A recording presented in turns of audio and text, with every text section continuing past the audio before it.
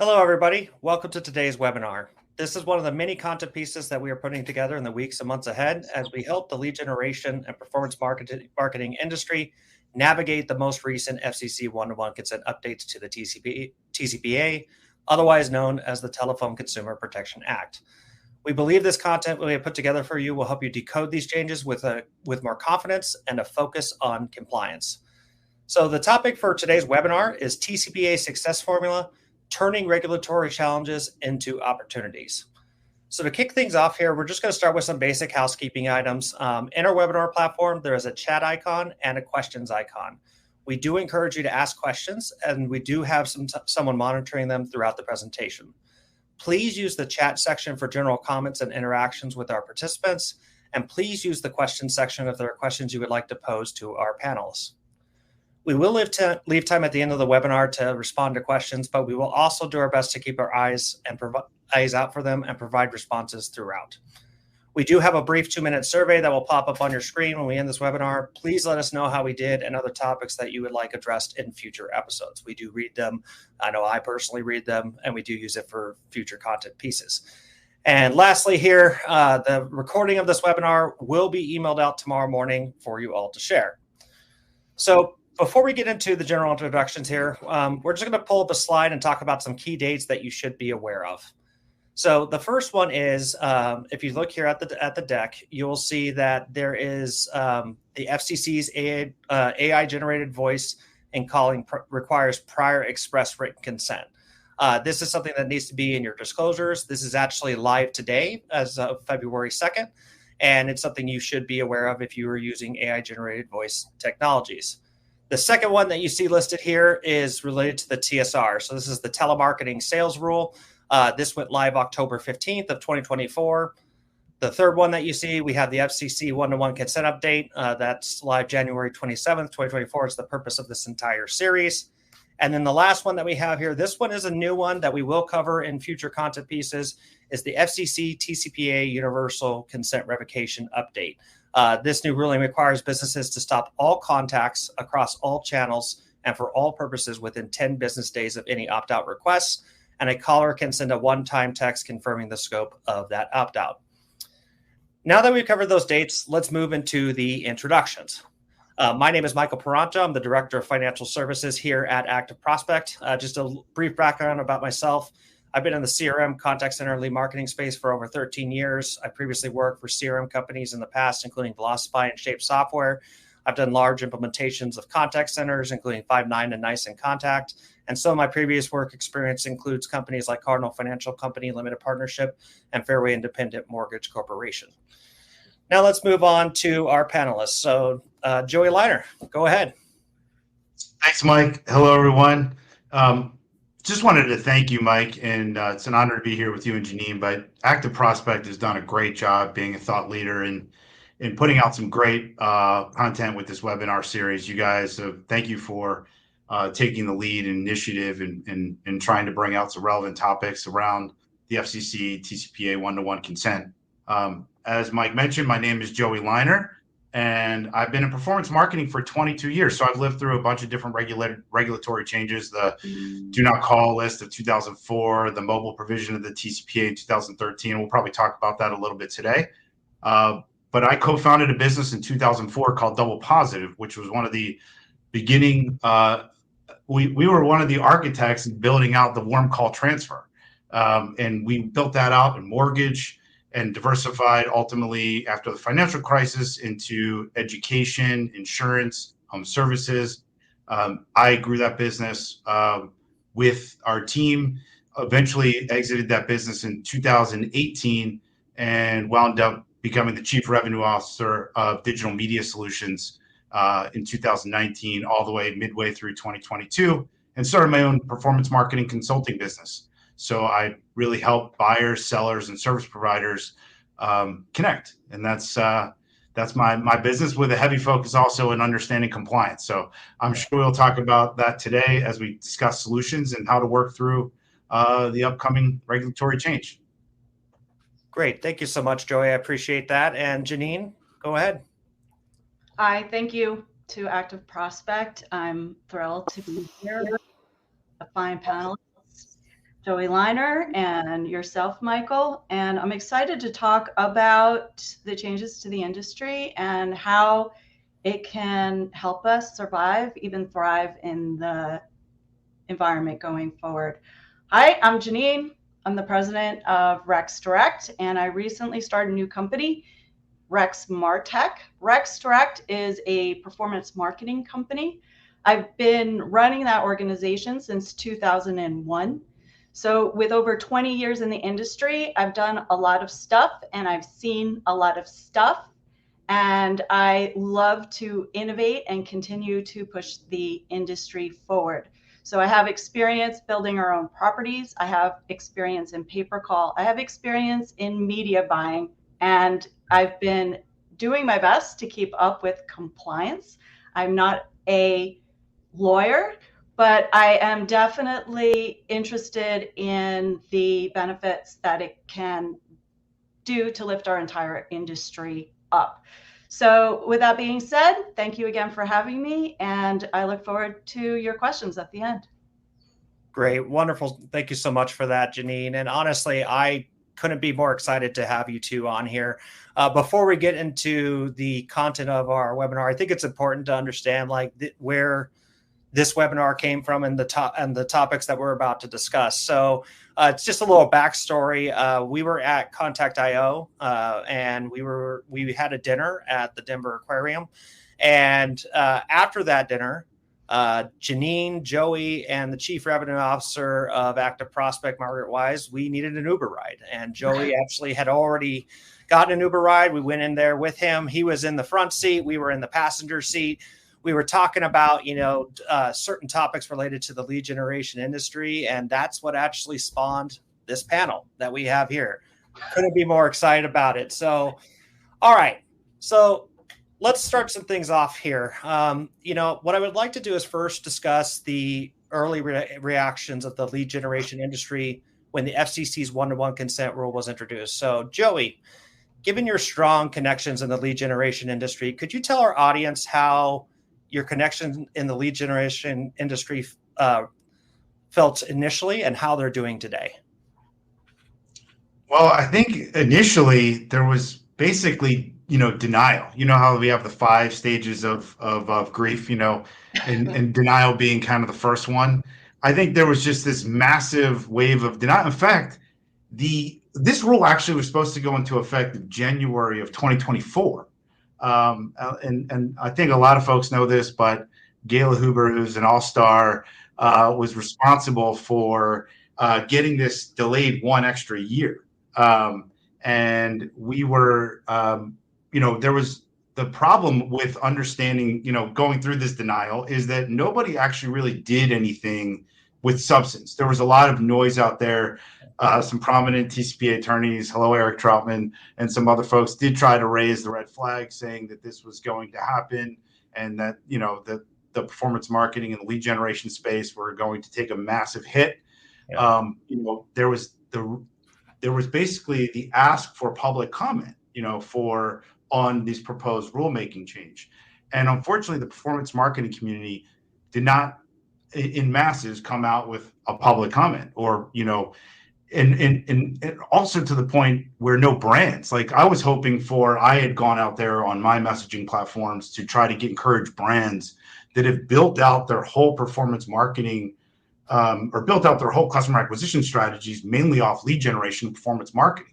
Yeah. And you would have thought that they would have done a lot more public awareness and, objection to kind of this would how impact their business and customer acquisition. So initially it was denial. And I think once we saw that they were actually moving forward and we were going through this 1-year honeymoon period, we've now worked through the 5 stages of grief, and there was a bunch of anger for sure. There's definitely some bargaining trying to go on. How can we now? It was too late, and how can we try to work through, a compromise? And I think that there has been, some positive movements there, but some of it has been a little too late. Especially like for small businesses. If you look at the one commissioner that abstained and really or voted against implementing this was really upset that there was not enough analysis done around the small businesses that were going to be impacted by this. And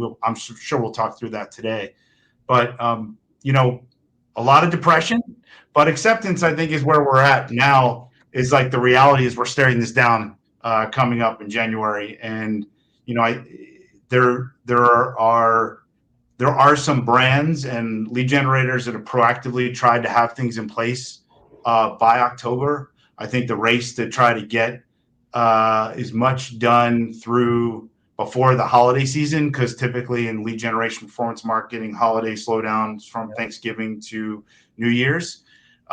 It's also the busiest season of the year, for us. Is a lot of us work in Medicare, open enrollment, in different, really where if you're going into the fall, there's a lot of business activity, a lot of consumers are, and we just went through an election. So there's a lot going on, and, we're at a race against time, but I think there is every day I'm hearing a little bit more progress on some, and I know we'll talk through that today, but just how businesses are working through this to accept the change and basically start making sure that they're as ready as possible come January 27th. Yeah. And, Joey, I think it's so interesting because, like you mentioned, most of the industry was in denial. I think some of them were even struggling to figure out what they were going to do, because in some instances, some of their entire business infrastructure was built around this. Great. So, Jennine, I'd like to get a little bit of your thoughts about this as well. You've run a performance marketing agency yourself. You generate inbound call campaigns for your clients and high quality leads. So when you first heard about the FCC's one-to-one consent rule, what were some of the challenges you have faced when testing out some new products and features? Yeah. So first of all, because I've been in the industry for so long, and for those of you who have been in the industry a similar length of time, there's always been challenges that have faced the industry. And without question, we've survived, even thrived. As an industry, we've certainly grown over the last 20 years. And I think that there's a lot of really exciting things that we can do as an industry to improve it and use this legislation as a stepping stone for new tools, new business practices, and ways that we can be mutually beneficial, not only to the consumer, but to our end buyers, as well as those in the middle that transact those lead generation campaigns. In terms of the reaction, I think that some companies are like, I'm not going to deal. So I think that some are maybe in that denial phase still and are shifting their resources and their strategies to other types of performance marketing initiatives that are outside of the compliance realm. And others are trying to hit it head on. And some are doing a blend of the both of those things, because no one really knows for sure what the impact is going to be, both from a business perspective and from a technology perspective. And actually, I should throw in, and from a legal perspective.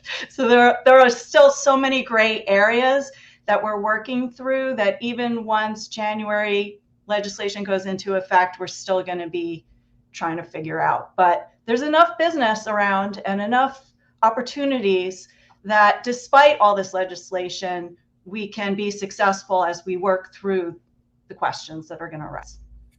Yeah, and it's interesting, Jennine. One of the points that you mentioned in regards to the legal aspects of it, there's a lot of things, and we're going to cover that later on in this session. There's a lot of things to unpack with that. There's contractual items you have to think about. There's certain liabilities that could be introduced to both the lead generators as well as the lead buyers with this new legislation. And I thought that was a very interesting point. So we're going to start off here with our first poll for the audience. So related to this topic here, how prepared are you for the FCC's one-to-one consent rule change? The options on the poll, we have number 1, I'm prepared. Number 2, I'm still in testing. Number 3, I'm not prepared at all. And number 4, I buried my head in the sand like an ostrich and I'm pretending it's not happening. Please let us know. Please let us know your results, and please let us know your answer, and we will cover this later. I do think this is interesting, even for me, to see where our audience is for this. So let's move on to the next topic here. So Joey, this one's for you. There's been a lot of debate recently about pre-checked versus unchecked boxes on lead forms. And what is something that lead buyers should be thinking about for around this topic of pre-checked versus unchecked boxes when it comes to leads that are submitted? Well, I think it's sorry, I didn't mean to. I think it's a let's look at some context in the past, right? To Jannine's point, we've dealt with regulatory changes before, and if you look at 2013, there was when the mobile provision of the TCPA came out. Everybody was kind of also in the same sense of, and when in your question about buyers, like they were going to their buyers asking them, hey, what is acceptable language that will allow me to place this, so I can get the proper submission and send you the lead, right? Yep. And so it was like, hey, where do I put the language? What does it have to say? Does it have to be bold? Does it need to be by the submit button? Does it have to have a checkbox? Because previously, a lot of the language was kind of put in privacy policies. But this was the first time the performance marketing lead generation space actually would place language by the submit button that was saying, hey, by clicking here, you're authorizing us to contact you via automated titling technology, blah, blah, blah, blah, blah. There was also, at some point, somebody created this marketing partners idea and list, and it kind of spread throughout the space. It's a copycat space, right? Like, I think ultimately a lot of folks in our space copied that, business process. And unfortunately, that's where we are today, a decade plus later, where some of these lists have 10,000 names, right? And it's just too many entities that are not logically and topically related to giving the consumer what they actually were interested in. And so the FCC is saying, hey, this is too crazy. It's too much, right? And we have to go back to, getting back to this direct consent. Now, what does that mean? Well, it technically is still up for interpretation because we won't really know until there's actually some case law, which may take a while because ultimately we all know, especially being in performance marketing, a lot of TCPA issues get settled. They don't even make it to court, right? Like there's the Facebook case that actually we can reference, but there's a lot of times, even when you go to bring a complaint in public, to go to file through the courts, it takes a while for cases to move. So we don't know what this will look like as far as officially what is acceptable. Now, buyers, like to your question, will have interpretations. Now, I think that there are some groups I'm a part of, REACH, Responsible Enterprise Against Consumer Harassment, that have built standards. The Insurance Marketing Coalition that has built standards that are saying, based on our interpretation of the new rule, this is what we would suggest to our membership to be in compliance with, right? Now, specifically, you're asked about checkboxes or unchecked. I think listing brands that are going to acquire are going to be able to compete for that consumer's business.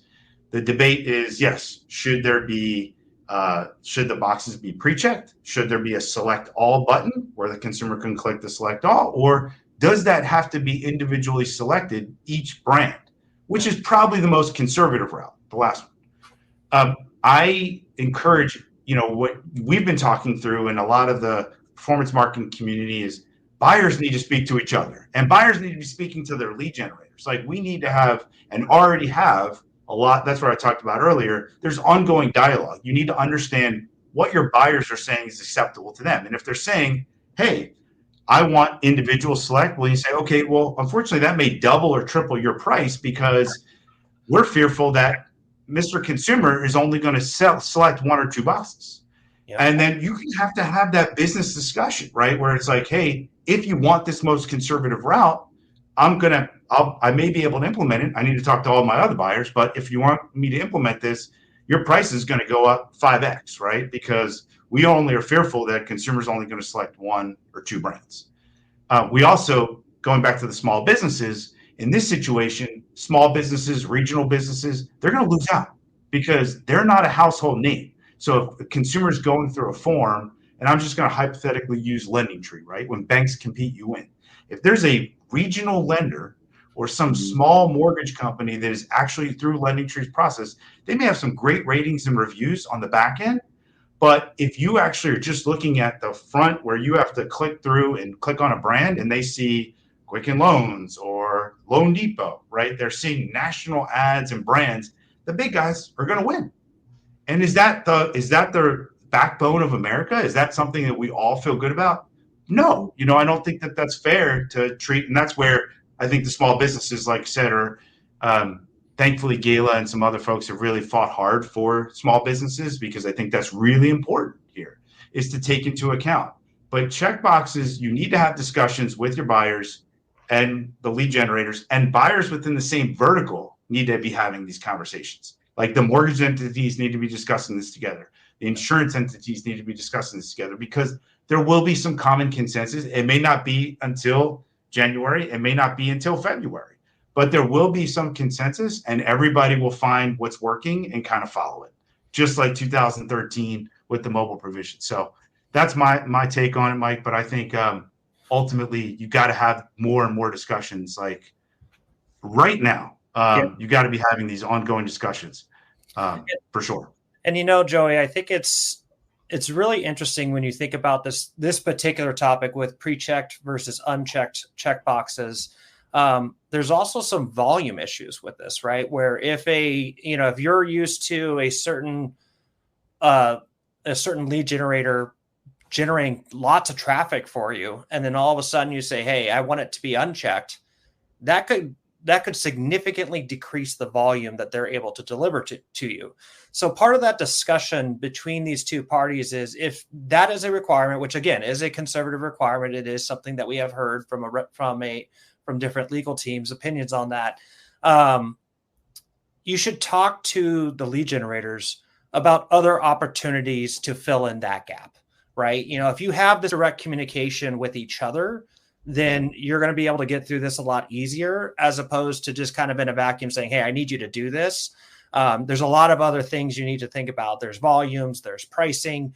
You should also take into account reporting. When you're looking at some of these changes that you're requesting, if you go to a point where you ask for unchecked checkboxes, you might actually see increases in conversions, which may validate you paying 2 to 3x for that particular lead record that you're currently purchasing. So I think it's, there's a lot of things that we could go into with this particular topic, but, I think it's important for our audience to understand, if you take anything away from this, that you should be thinking about this topic. There are many different components. You should be talking with each other to move this forward. Let me just add here that from more of a practical and from a lead generator perspective, the being in the industry and having co-registration experience, it was early on, it was said years ago that you don't pre-check stuff. So I was very surprised that this may actually be a legitimate way of opting in consumers to meet the compliance standards. I actually think that this is still up for debate, but my curiosity kind of got the best of me, and this might not even be an issue depending on how the lead is generated on sites based on the flow.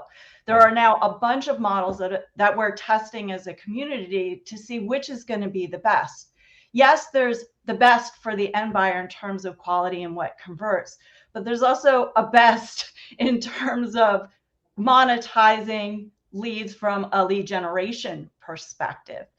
So what I did test was not only one exclusive buyer per page. So there are no checkboxes. So this becomes irrelevant, right? Yeah. So I just wanted to bring up the point that it depends on the format that you display the TCPA and the options for consumers to opt in, that this may be irrelevant.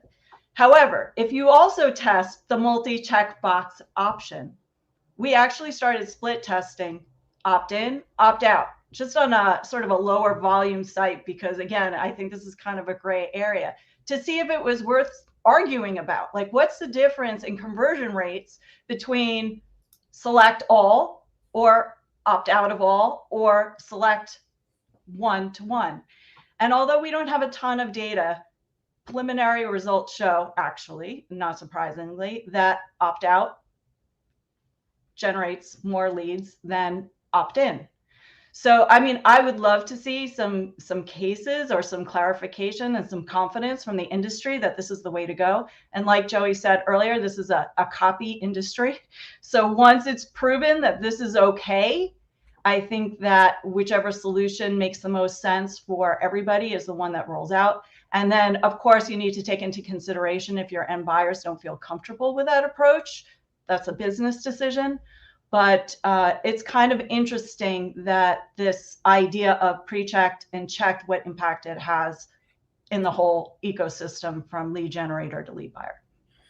Yeah, and Jennine, I think you brought up an important point. There is going to be some lead generation companies that may have to support both sides, pre-checked or unchecked, because they may have large institutions who are currently buying leads from them in large volumes, and they may have two of them and they have two different opinions. And so then you're actually supporting two separate products in order to support these end buyers of your records. I think over time, like you mentioned, there's going to be some, there'll be some discussions internally, potentially even some legislation related to this topic, as well as some things that are fought in the courts. We'll get a little bit more clarity on that over time, but it's, again, it's important just to communicate with each other and understand what these risks are, as well as some of the volume impacts that you have. Right. So on the topic of, the check boxes, as well as like this new one-to-one consent, rule, at Active Prospect, we really do believe that you should be programmatically checking to make sure that your company name was listed. So that way you are in compliance with the one-to-one consent rule. And when you look at our solutions that are available to us, we're going to just bring it up here. Active Prospect, we have a bunch of different products here. We're not going to go into every one here, but in the upper right-hand corner, we actually generated a product for this. It's called Trusted Form Verify. And what it does is it allows you to manage the disclosures that you have that are approved, as well as do one-to-one consent checking. Now, if you go into this next slide here, it'll just give you a brief overview. So what the Trusted Form Verify really is it's a real-time TCPA compliance verification tool. It's all built into our user interface, so you can actually see any new disclosure language that comes through, approve or reject it accordingly, directly through the interface. And, one thing that is so important for this, if you're going to be going through and, validating the disclosures are accurate and that they meet your approval language, is making sure that the product can support it. So Active Prospect, the Trusted Form Verify solution, has 3 different supports for the one-to-one consent update. You'll see here, item number 1 is, Jennine, what you talked about, which is an exclusive offering, right? So we can actually check in the disclosures if your company name was listed, as well as if that disclosure language met your requirements. The second one that you see here is we do support multiple checkbox options. So if you have, looking here at the image here, you'll see a form. It could have 3 or 4 checkboxes on it. We do support being able to confirm that your name was listed there. So that way you could have the one-to-one consent requirement. And then the third option that Trusted Form Verify one-to-one consent check validates is tiles. As long as there's a checkbox with them, we can validate that the tile was there and that your name was listed.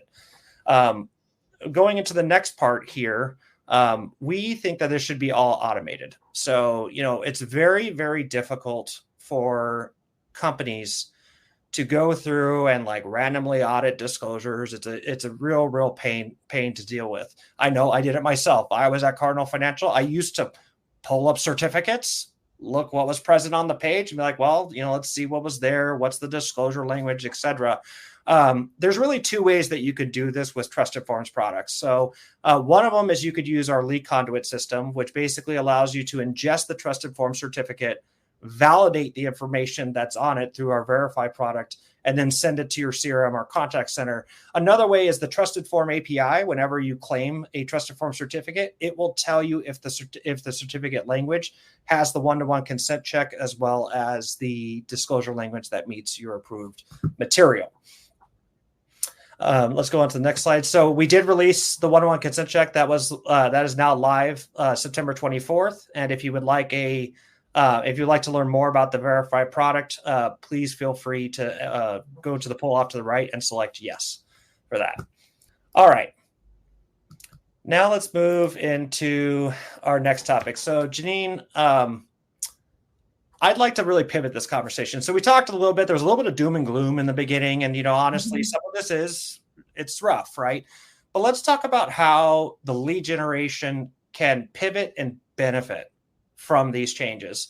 So I've noticed recently you've been very active on this topic. You've been posting online about some of your findings and some of the other products and alternative solutions. Can you please talk about where you are with that and provide some examples for our audience that you found to be successful?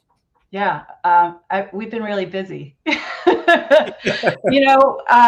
You can either sit back and say, woe is me, this is the end of my business, or this is going to have a big impact in your business, or you can change your mindset and say, this is an opportunity for us to be better, to find solutions that not only improve our company, but potentially improve others in the lead generation ecosystem. And I think that the sentiment of the legislation change is really to add value and benefit to the consumer and to the end lead buyers. So it's in our interest to find new ways to turn this challenge into an opportunity, as the title of this webinar is. So we've been exploring not only lead form formats like we talked about earlier, like I talked about single opt-in, page to page, or multi-select, or pre-select, or post-select. We've also been playing around with audience targeting, looking at ways of doing what we call internally, at least, co-registration 3.0, because inherently lead generation in that way is one-to-one. And it has been for a long time, depending on who you've worked with. Even if you haven't worked with a company that did exclusive co-registration leads, it's a fairly easy fix or change that you can make technically to make it work, compared to the longer form leads in the post situation, which require a lot more integration in order to work with partners. So we've been really focused on using audience targeting to create sort of that mid-form lead that is, as Joey mentioned earlier, with the volume anticipated to go down, you need to find, some lead buyers may need to find some kind of other channel to offset the volume discounts. And we believe that getting a really good quality co-registration lead somewhere, depending on a bunch of factors, but that is highly validated and shown only to your target audience, may be a more affordable option that has higher volume. Again, it depends on a lot of other factors like the industry that you're in and the audience targeting that's available. So we've been exploring that and ensuring that we're able to provide a new product that customers will be able to afford to supplement what they may be losing as a result of the changes in the industry, certainly in the beginning when things are being sorted out. Another area that we're really focused on is calls. There's a lot of changes as a result of TCPA with the outbound compliance, but I'm seeing a lot of companies in the industry, including ourselves, shift more to an inbound strategy, which is, again, sort of, for now, outside the compliance arena. And there's a lot you can do with inbound calls. It's one of the things I love about pay-per-call is that it's not just an online medium. It's cross-channel, it's multi-channel, it's online, it's offline, it's TV, it's radio, it's posters, it's banners. So I think that there's just a lot of room for increased growth. I think there's been a tremendous amount of growth in calls, and I have seen a lot of my colleagues in the industry strategically focusing to an inbound call program, and in some cases eliminating their lead programs entirely because of the technical and business challenges associated with implementing a scalable program. Another thing that we've started to look at is another skirt around the issue compliance is traditional affiliate marketing and using a click model, a link out model, as opposed to generating leads on forms that we own and host, shifting the responsibility effectively to our lead buyers to have quality landing pages, quality forms, etc. And we're compensated on a click or maybe on a rev share on their form. It requires some additional integration, but I think we're sophisticated enough as an industry to make that work. Of course, there are challenges associated with that model. There are upfront costs to drive that traffic, and it doesn't necessarily translate profitably into what happens on the back end. And we're trying to bring those pieces together to find a solution. But I really I'm excited about returning to our media buying roots to drive traffic to third-party offers, as well as creating some, we're exploring some comparison type sites that really target audiences for a particular product or service and filter those preferences, consumer preferences, to get them nailed down to exactly who is the best to service them. And then the quality of the lead should speak for itself, either on a CPL or a CPA or a CPC basis. And then because we're trying to shift some of that responsibility to the brands or the buyers of these leads, I think that there's a tremendous opportunity to up our game in terms of quality, verification, fraud detection. And actually, while I was at Contact.io, I spoke to a number of colleagues in the industry that are struggling with this, despite the fact that there are a tremendous amount of tools in the industry. And at Rex Direct, we actually have been using for 18 months a proprietary software that we built out to help with lead validation and fraud detection in a really, really cool way. And so one of my outcomes from the conference was actually to start this technology company, because I realized that what we had and the performance that improvement that we've been able to achieve is something that everyone can benefit from. If the costs of the leads are going up, I don't want the economy of supply and demand to solely drive that increased cost. If you're going to pay more for a lead, it should be a better lead. So how do you get a better lead? Well, of course, I'm a little biased, but we're in the process of rolling out Rex Validate, which is our validation and technology fraud detection application. And I am really hoping that there's enough interest in it to get widespread adoption to really, really genuinely lift the industry up, whether it's a lead generator, a brand, an aggregator. If you're going to pay for leads, make sure that they're good quality leads. So whether you're looking for opportunities to support the industry with dynamic TCPA technology, or leveraging AI for calls, or building out a call center that is able to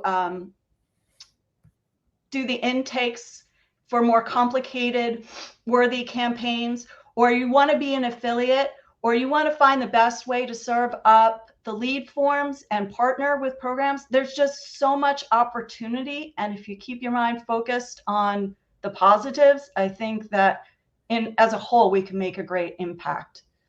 Yeah. And Jennine, I think you brought up a really interesting point, which is, when you are generating records, you could do these additional validation checks and potentially charge a premium to the customer, add $1 or $2 to each record and say, hey, you know what? I validated the phone number's valid, email's valid, filter out the bots, filter out TCPA known litigants for you. That may cost you from an API perspective, 20, 30 cents to do, but maybe you charge $2 to $3 for that type of validation on the back end. Joey, I would like to hear from you on this particular topic. And I'd also like to hear, the second thing I'd like to hear from you about is, our audience, we're talking about generating a lot of records, but there's also, our audience has an entire database of leads that they could potentially go through and mine and generate that one-to-one consent. Can you talk a bit about these two topics? Yeah, absolutely. And I think both of you guys, first of all, thank you for innovation. I think our space has lacked innovation in general. And I love that both of your businesses are helping us, whether it's the Trust Verify from Active Prospect and Jennine, your validation and your willingness to look outside, the traditional, hey, how do I just do checkboxes and expand to a better consumer experience? And hopefully, ultimately, your clients, you will see the lift in that, and will pay for that. We need that, and we will continue. Obviously, we're going through the AI revolution as well, which is constantly evolving through ads and customer acquisition. But I think we need to see that more in general within our space, and we will. We are. And as far as the methodologies and channels that Jennine discussed, I agree. Like, diversification is key here in making sure that if you're building out your customer acquisition scale for 2025, that you have a plan to diversify. And inbounds has had tremendous year-over-year growth. Mm-hmm. But it's not, there's some verticals that inbounds don't have a big enough footprint. So I understand, like, it's easy for us to say in auto insurance or healthcare, you could turn those on tomorrow. There's other areas, obviously, where inbounds haven't really grew out because they don't, make sense. It's just not the best consumer experience. I do like the idea of affiliate traffic at Liner Connections. I've been helping a lot of brands build out their own traffic to their forums, because I do think that that's where obviously you can control the messaging. And in the past, a lot of brands have relied on lead generators to work with affiliates, and they buy the leads through that flow. But now we can see lead generators, or offer a click or on a CPL basis traffic to their form. And there's technologies that help the learning curve and help obviously track and moderate that, like just using Everflow as an example, where a brand can sign up for Everflow and it's easy to plug in partners and affiliates, and there you go. You can run third-party social or display, email traffic, which I think is super high intent, and for a lot of verticals, something that, to consider. Also, first-party media. I also think a lot of brands have pushed off on first-party media because they're afraid of it. They don't know how to manage it. They don't have competent skills or in-house. And they've always, again, relied on the lead generators to give them a filtered lead. Well, you know what? You may go out and, if you're trying to figure out Google, Facebook, Instagram, TikTok, YouTube, it can get expensive. But if you find a way, there's a certain audience that you're like, if you're targeting seniors, Facebook may be something you really need to invest more time and resources to make sure that you're actually, optimizing and generating for your own first party media, because it's your own brand, your own consumer experience. So that's where I think diversification is key. And if again, I'm not trying to do a self plug here, but if you need help with that, that's what I do at Liner Connections. Yeah, as far as go ahead, Jennine. I was just you kind of reminded me, we're actually working with a client and exploring the difference between first party data and third party data and how it can be used. So, a lot of clients do have a lot of data that they aren't really leveraging for and taking advantage of for the future. So even if you can't call them because you don't have TCPA compliance, you can use it for targeting or retargeting. And there are a lot of companies out there now that if you, depending on your data set, again, a lot of other variables, you can find like audiences for your ideal customer and just target those people, and your conversion rates, your media spend, your lead value, it's all going to go up. So I think that there's an opportunity to almost like recycle your assets. If you really look at it as a brand and as a company, what really works, and how can you use that information, especially first party data, to improve your lead generation process in 2025? Absolutely. And I think you called out, like, I think Mike was asked us both, like, for tactical ways, and audience retargeting is excellent. Like, building out your own custom audiences and some of these first party platforms is a great way for you to keep your brand in front of, especially if you're dealing with a long sales cycle, or in some instances like mortgage, right? We're seeing hopeful some rate drops, going into 2025. Consumers that refi, have done it before. They're likely to be able to do it again. They understand it's not that big of a process.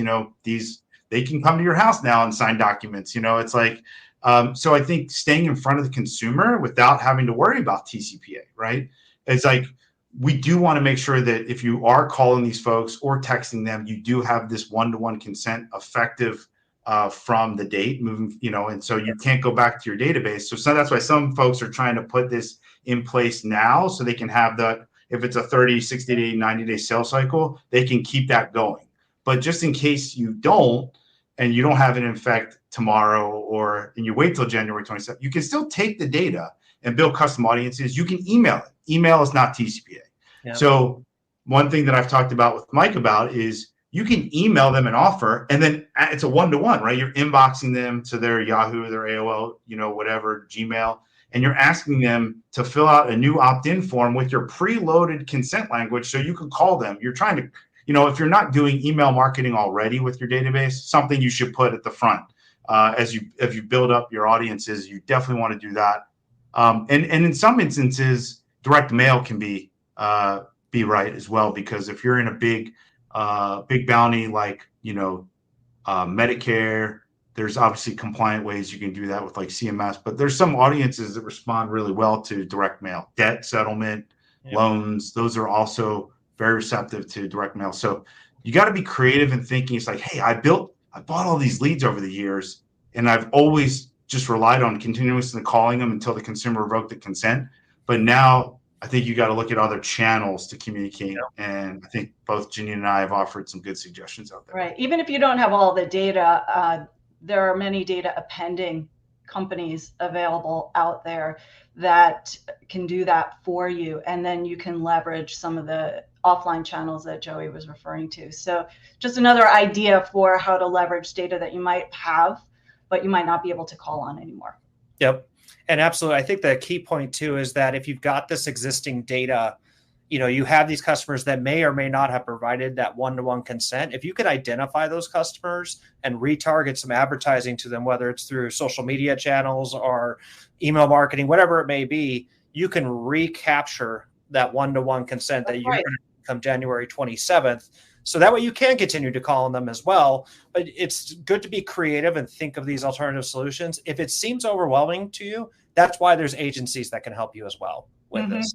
So I'd like to move on to the next topic here. So Jennine, there's a lot of lead generation companies right now that use co-reg leads or leads that they've generated themselves. They call on them and then they transfer them. So what are some changes that you have seen in the space to help adjust to the new one-to-one consent requirements? Yeah, this is kind of tricky. I mean, there are some businesses in our industry that are really dependent on co-registration leads and then outbounding them and then transferring them to the end buyer. And based on my understanding, that probably needs to be revisited.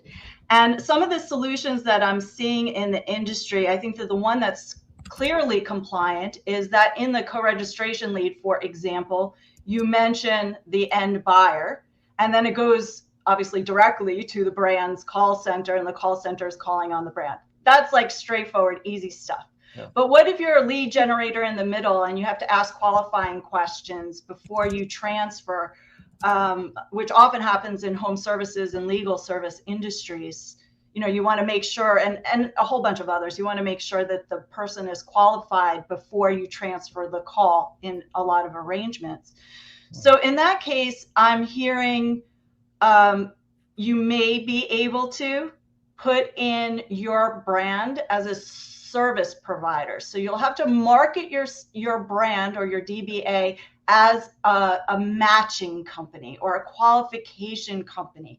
And then once you've qualified that caller, you can transfer them to the end buyer. But the end buyer doesn't have prior written consent to call them back.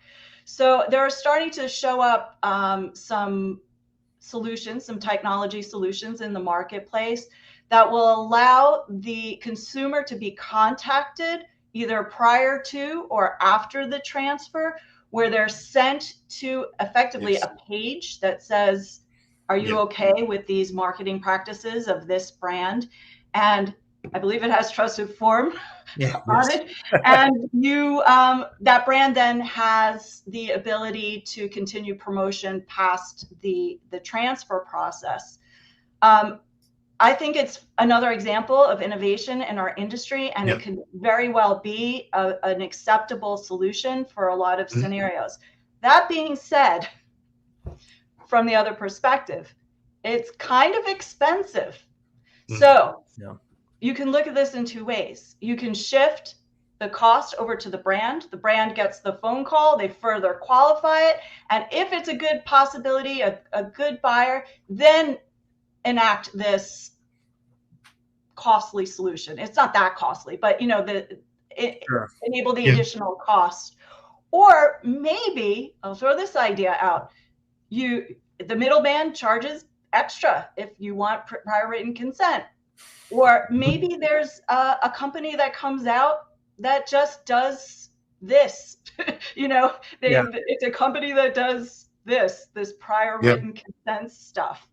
And then I'm sure that there's other middle ground in between, but there's definitely a need still. Although I'm a big fan of AI technology and have used it for qualification processes on inbound calls, it can really get you in trouble if you don't have the right permissions on outbound calls. That being said, there's still a need for humans. I really do. I believe that there are certain campaigns that need humans. So whether you're doing it internally or you're getting a service,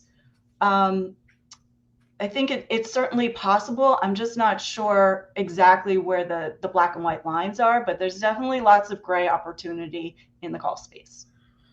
Yeah, and I think, Joey, I would be interested to hear if you've got anything to comment on this. I also think when you think about this, it's important that if you are receiving inbound calls, especially from a third party, that you have documentation of that consent process, right? You want to have a record of that in some shape or form.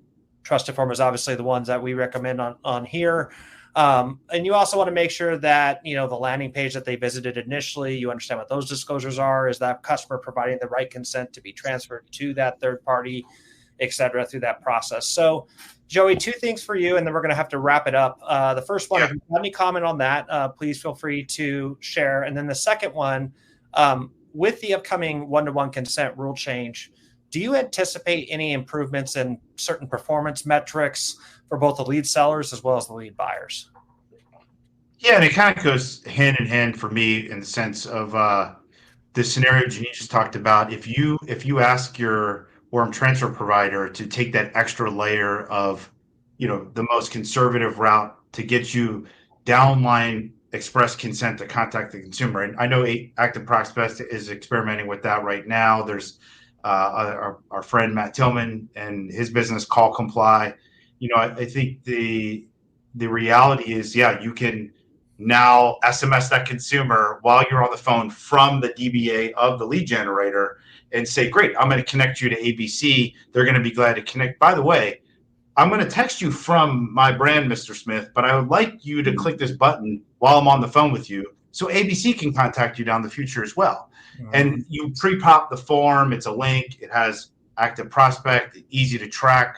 I do think that innovation will come, which ultimately will get better conversion rates. And we just will prove that. So it's going to be a better consumer experience, but they're going to have to pay more for that record because now Jennine has higher costs, right, in generating that warm transfer. And so, hey, that's going to cost more on a cost per lead basis. But ultimately, the brand may convert better because it's a better consumer experience. And they're going to also be able to remarket to it safely through calling it themselves now or texting it, right? So I think we will see conversion rate, or just going back to the simple form and the checkbox scenario. If less checkboxes are filled, we probably will have, we know that lead brokering is going to go away. We know, a lot of things that have unfortunately got us to the situation we're in today are going to go away because only the brands that have that one-to-one express consent can call them. So yes, we will see conversion rates go up, I think, over the course of Q2 and Q3 in the transition from Q1. And then it will allow the marketers to be able to, they will have to charge more for it. Now, there's going to be these discussions in the beginning of having them to pay for more because there's going to be less. And that's the beauty of performance marketing. We all have to make it work. And one side can't scale without the other side agreeing. So those dialogue is going to happen, and we'll see a lot of people copy what does work. But yeah, we're going to see conversion rates go up, better consumer experience, which I think is ultimately a good thing. There's going to be a lot of disruption or chaos in the beginning. Yeah, I would like to add that just in terms of metrics to watch, it's not, in my opinion, about cost per lead or cost per call. You really need to look at your acquisition rates. And if you have good lead generation partners, I encourage communication and transparency, because it's that data that allows us to optimize so that you're getting more of what you want. And that's not something I see enough of in the industry. So definitely look, if you're a lead buyer, really look at your CPA goals. It is going to cost more as a lead generator to supply you, and volume could potentially become an issue. The way that you get your volume back is to be fair and honest and transparent, so that we can make it a win-win-win situation. Yes. Yeah. And, I think when we think about, especially Joey, you and I talked about the lead forms with like the check boxes or unchecked check boxes. And Jennine, you brought up some excellent points in regards to like the lead quality and really looking at the conversion metrics, right? Because in the end, all said and done, as long as the math bakes out, that's really all that matters, right? If you're buying leads in mass, you should be going through and validating these metrics. And, I looked, when I was at Cardinal, I was buying thousands of records on a daily basis. And you should have, down to every single campaign, you should know what your contact rate is. You should know what your qualification rate is, what your close rate is. And then from there, be able to bake into what is your cost per acquisition for each one of these individual campaigns. And with this regulatory change coming in place on January 27th, when you're communicating with your partners, you're going to want to know when they start making these changes to these new forms, so you can start validating, hey, what's my performance looking like? What is my volume of leads that I'm getting? What's the actual conversion that I'm having on these records? Because I would feel fine with paying more for a record, especially a record that has additional enhancements that have been done to it, screening out bots, any sort of fraudulent leads, validating phone information, you name it. There's a litany of things that you can do to records or pending data to it. But in the end result, all I care about is that my number's back, that it backs. Right. So I think it's being transparent to both parties, even providing even some performance metrics back to the agency and saying, hey, here's what we're seeing. Here's some degradations that we're seeing in certain things, and working together to get to the end solution. Mm-hmm. So we're actually getting to the top of the hour here. So we're just going to go into some quick closing announcements here. So first of all, Jennine and Joey, thank you so much for joining our webinar series. Thank you. Came from an Uber ride, and here we are, right? This was another ride all together. Exactly. And, if you would like to inquire about additional services with Jennine's companies, you could go to rexdirect.com or rexvalidate.com. If you would like to inquire about consulting services with Joey Liner, he's been in this industry for years. We put the website up here. It's also going to be put into the comments. The Active Prospect FCC series continues on November 20th. We will be sending out additional updates about that episode shortly.